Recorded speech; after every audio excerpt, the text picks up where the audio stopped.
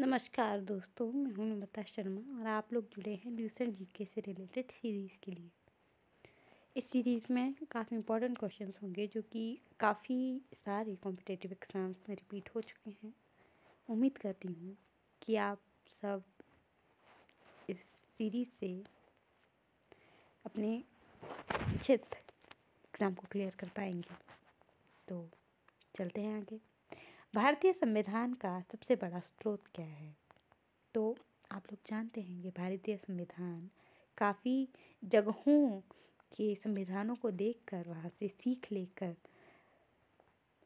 वहाँ से बनाया गया है, परंतु सबसे बड़ा स्रोत की अगर बात करें तो 1935 का भारत शासन अधिनियम इसका सबसे बड़ा स्रोत था।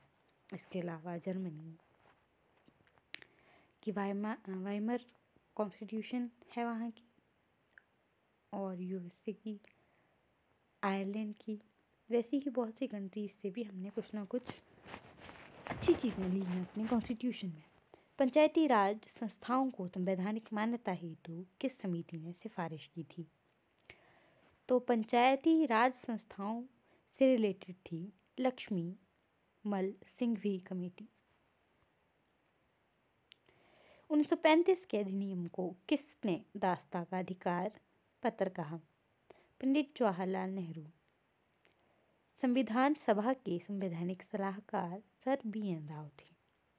विधि दिवस 26 नवंबर को मनाया जाता है। मंत्रिमंडल शब्द का उल्लेख 352 अनुच्छेद में है। और अगर मैं आपसे पूछूं कि 356 अनुच्छेद और 360 अनुच्छेद में क्या है, तो कमेंट सेक्शन में लिखिएगा। प्रथम बार राष्ट्रीय ध्वज कब फहराया गया था? तो उत्तर है 26 जनवरी 1930 को, 1930। शिक्षण संस्थाओं में धार्मिक शिक्षा का प्रतिबंध किस अनुच्छेद के तहत लगाया गया? अनुच्छेद 28 के तहत। कांग्रेस के किस अधिवेशन में पूर्ण स्वराज की घोषणा हुई? लाहौर 1929 अधिवेशन में। मतदाता की आयु 21 वर्ष से घटाकर 18 वर्ष किस संविधान संशोधन द्वारा की गई?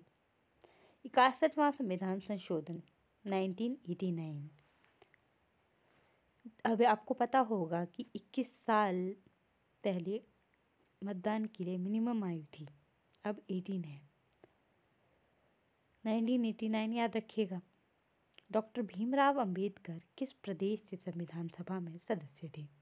तो उत्तर है मुंबई से। राष्ट्रीय ध्वज की डिज़ाइन किसने तैयार की थी? पिंगली वेंकैया ने। आधुनिक भारत का मनु किसे कहा जाता है? डॉक्टर भीमराव अंबेडकर। दोनों सदनों की संयुक्त बैठक को बुला सकता है राष्ट्रपति। शोषण के विरुद्ध अधिकार 23 और 24 अनुच्छेद में है। मौलिक अधिकार किस देश के संविधान से लिए गए हैं? तो मैंने आपको कहा था अलग अलग देशों से अलग अलग चीज़ें। उत्तर है अमेरिका। किस संविधान संशोधन द्वारा दिल्ली को राष्ट्रीय राजधानी का दर्जा दिया गया है? 69 बी अनुशोधन संशोधन द्वारा। भारत में मुस्लिम शासन की नींव शहाबुद्दीन उर्फ मोहम्मद गौरी ने रखी थी। भारत में मुस्लिम लीग की स्थापना कब और कहाँ हुई? 30 दिसंबर 1906 ईस्वी में, ढाका में। भारत में मानव का सर्वप्रथम साक्ष्य कहाँ से मिलता है? नर्मदा घाटी से, MP में। भारत, आप अगर MP गए होंगे तो आपको पता होगा वहाँ पे ऐसी बहुत सी पुरानी टेम्पल्स मिलेंगे आपको, और MP में ही बहुत सी ऐसी पौराणिक चीज़ें हैं जो साक्ष्य हैं इस चीज़ की कि मानव सभ्यता आ रही है भारत में। भारतीयों द्वारा 1821 ईस्वी में स्थापित था। उनके प्रबंध में चलने वाला सीमित देयता का प्रथम बैंक कौन था? Awadh commercial bank. भारत में ब्रिटिश भू राजस्व प्रणाली का अधिक लाभ किसे प्राप्त हुआ? जमींदार को। भारत में बीबी का मकबरा कहाँ स्थित है? औरंगाबाद में। भारत में प्रथम रेलवे लाइन किसने बिछवाई थी? 1850 ईस्वी में, लॉर्ड डलहौजी द्वारा। भारत में पोलो खेल का शुभारंभ किसके समय में हुआ था?